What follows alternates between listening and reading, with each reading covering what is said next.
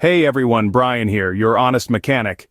Have you ever turned the key or pushed the start button in your car, expecting to hear the starter motor cranking over the engine, only to be met with silence? Today I'll be going over the most common reasons why it happens and how you can systematically diagnose the issue. The first thing I always tell people to check when they have a no-start condition is the battery.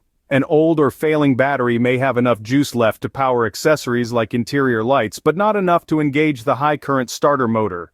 Connections to the battery terminals can also become corroded or loose over time, creating resistance that prevents sufficient power from reaching the starter. Use a multimeter to check the state of charge and inspect the battery cables thoroughly. If the battery checks out okay, move on to the next component. Vehicles with automatic transmissions also have a neutral safety switch that prevents the starter from engaging unless the shifter is in park or neutral. This is so you don't accidentally start the car in gear and have it lurch forward. However, these switches can fail over time, resulting in not allowing the starter to function in any gear selection. If the switch is faulty, sometimes you can get the vehicle to start by shifting to neutral. Of course, the starter motor itself can be the reason for the no-crank condition. It contains a small motor, gear reduction system, and a solenoid switch all packaged into one unit. Issues like worn brushes, shorted windings, or a bad solenoid prevent the motor from functioning even if good power and ground connections are present. You'll typically hear a single click or a rapid series of clicks when trying to engage a faulty starter motor. Another crucial part of the starting system is the starter relay. This acts like an electronic switch to send power from the battery to the starter when you turn the key. If it fails internally or has loose, corroded, or damaged wiring going to it, power won't be able to reach the starter to crank the motor. Bypassing the relay with a screwdriver or jumper wire can help diagnose if this component has failed. The ignition switch itself or related wiring is another common culprit. Rotating the key or pushing the start button connects power to multiple systems to get the vehicle going, including components like the fuel pump, computer, and ultimately the starter relay we just discussed. If contacts inside the ignition switch are damaged or wiring going to it is compromised, then the relay won't get the signal it needs to energize the starter.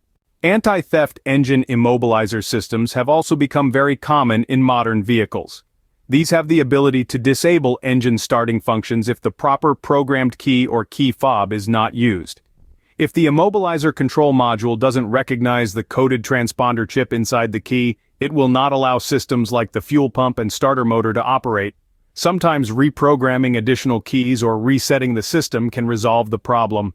And we can't forget about basic connection issues causing a no-start too, like damaged power or ground cables going to the starter itself, or loose battery terminals not allowing proper contact. Intermittent faults here usually produce symptoms that come and go.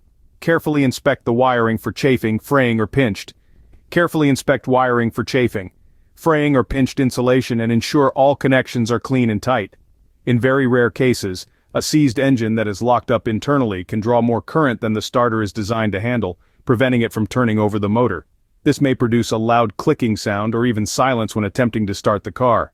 Typically, an engine will not seize like this normally unless it has been damaged by lack of oil circulation or coolant or some other underlying mechanical failure. As you can see, there are a number of potential culprits related to the starting system that can leave your car dead in the water with a no-crank condition. I always recommend starting with the simple stuff first, like checking battery condition and connections. Then move methodically through components like fuses, the starter relay, neutral safety switch, ignition switch, and wires. 9 times out of 10 the problem will be found there. But don't hesitate to enlist the help of a professional technician armed with a diagnostic scan tool if needed, as computer or security-related issues can sometimes be involved. I hope you enjoyed this overview on troubleshooting no-start problems. Having a basic game plan in mind will help you get to the bottom of the issue quicker. Let me know if you have any other car questions I can help with.